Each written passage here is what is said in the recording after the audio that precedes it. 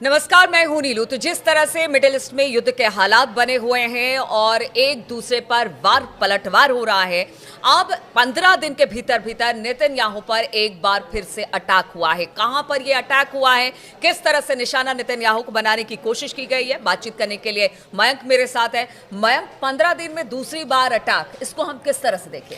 देखिए, पहली बात तो यह है कि पिछले 24 घंटे में हिजबुल्लाह की तरफ से और जो ईरान के प्रॉक्सी संगठन हैं इनकी तरफ से जबरदस्त अटैक हुआ है इजराइल में एक बार फिर। और इस बार जो है 150 ड्रोन से अटैक हुआ है। 150 ड्रोन 24 घंटे के अंदर इजराइल की सीमा के अंदर आते हैं और कई इलाकों पे ये सक्सेसफुल भी अटैक हुआ है, ऐसी जानकारी आ रही है। ऐसा हिजबुल्लाह का दावा है कि हमने जो है वो निशानों को तबाह किया है। अब देखिए, इसमें जो एक बड़ी इंटरेस्टिंग बात है, जहां से आपने बात शुरू की, पहले हम उसकी बात कर लें। किसारिया इलाका है तेल अवीव में, जहां पे नेतन्याहू का घर है। अब होता यह है कि नेतन्याहू के घर के पास एक ड्रोन आता है जो कि सीमा पार करके आ रहा है अंदर, और नेतन्याहू के घर से थोड़ी दूरी पर ये ड्रोन जो है इससे धमाका होता है।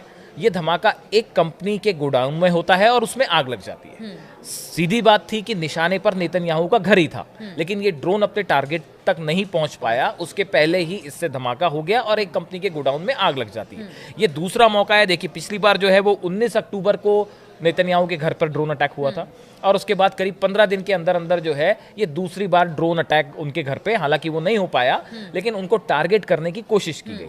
तो ये एक बहुत बड़ा मुद्दा है अब इजराइल के लिए कि देखिए, 15 दिन के अंदर दूसरी बार इजराइल के प्रधानमंत्री को निशाना बनाने की कोशिश की गई है। और जो हिजबुल्लाह के नए चीफ हैं नईम कासिम, इन्होंने देखिए जैसे ही इन्होंने कार्यभार संभाला हिजबुल्लाह का, उसके बाद इन्होंने सीधी धमकी दी थी नेतन्याहू को और इन्होंने कहा था कि नेतन्याहू पर आगे जो हमले होंगे उस पे हम उन्हें मार देंगे। तो देखिए, नईम कासिम की तरफ से नेतन्याहू को धमकी देना ये एक बात को साफ करता है कि अब ईरान के साथ साथ जो प्रॉक्सी संगठन है इनके निशाने पे भी, हिजबुल्लाह के निशाने पर है नेतन्याहू, पिन पॉइंटेड।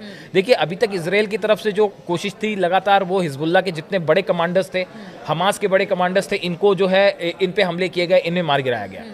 बिल्कुल उसी तरह से अब ईरान और प्रॉक्सी संगठन जो हैं इनके निशाने पर है नेतन्याहू।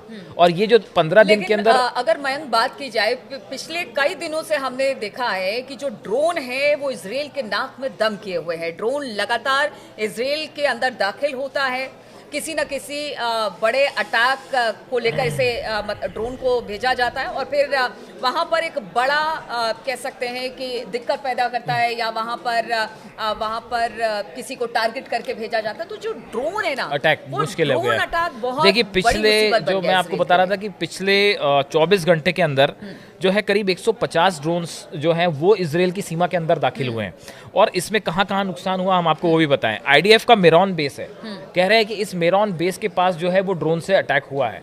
कई ड्रोन्स जो हैं वो इजराइल ने तबाह कर दिए, आयरन डोम ने तबाह कर दिए, लेकिन बताया जा रहा है कि मेरॉन बेस के पास जो है ये ड्रोन से धमाके हुए हैं। इसके बाद मतला साइट जो है यहाँ पे भी ड्रोन से अटैक हुआ है। यहाँ पे भी कुछ तस्वीरें सामने आई हैं जिसमें कई इलाकों में आग लगी है और बताया जा रहा है कि ये ड्रोन अटैक ही था। उसके बाद गैलीली में 45 ड्रोन से बीती रात को अटैक हुआ है।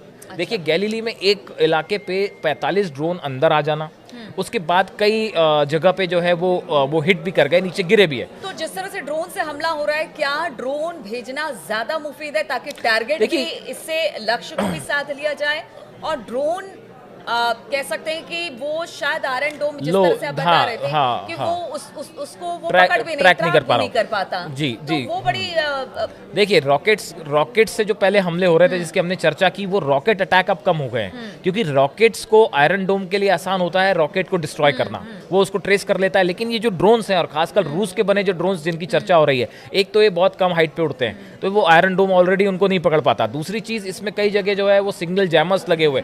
ये ड्रोन्स वो ड्रोन्स हैं जो बताया जाता है, चर्चा है कि रूस की तरफ से दिए गए हैं और ये इस बात में खास हैं कि ये रडार सिस्टम इनको पकड़ ना पाए और आयरन डोम इसे पकड़ ना पाए। इस वजह से ड्रोन अटैक लगातार हो रहा है।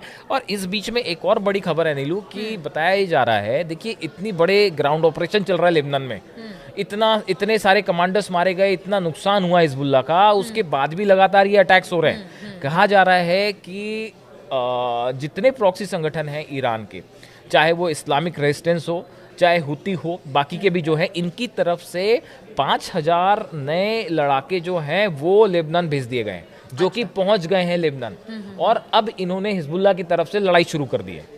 तो एक प्रकार से जो हिजबुल्लाह को सेटबैक था उसकी भी, देखिए ईरान के साथ हाँ सीधा युद्ध नहीं हो रहा, लेकिन लेबनान वाले फ्रंट पे इजराइल को लंबे युद्ध के लिए, लंबे संघर्ष के लिए उलझा दिया गया है, और इसमें इजराइल को बड़ा नुकसान हो रहा है। बिल्कुल, तो जिस तरह से ग्राउंड अटैक लगातार इजराइल लेबनान में हिजबुल्लाह पर कर रहा है, अब उसको लेकर तमाम तरह की खबरें आ रही है, और खास तौर पर ड्रोन इस वक्त जो है वो इजराइल के लिए एक बड़ी मुसीबत बना हुआ है। 15 दिन के भीतर नेतन्याहू पर 2 हमले हो चुके हैं, और टारगेट इस वक्त नेतन्याहू ही है। अब देखना होगा कि किस तरह से इजराइल इसका जवाब देता है। इस खबर पर लगातार हमारी नजर बनी रहेगी। आप बने रहिए हमारे साथ।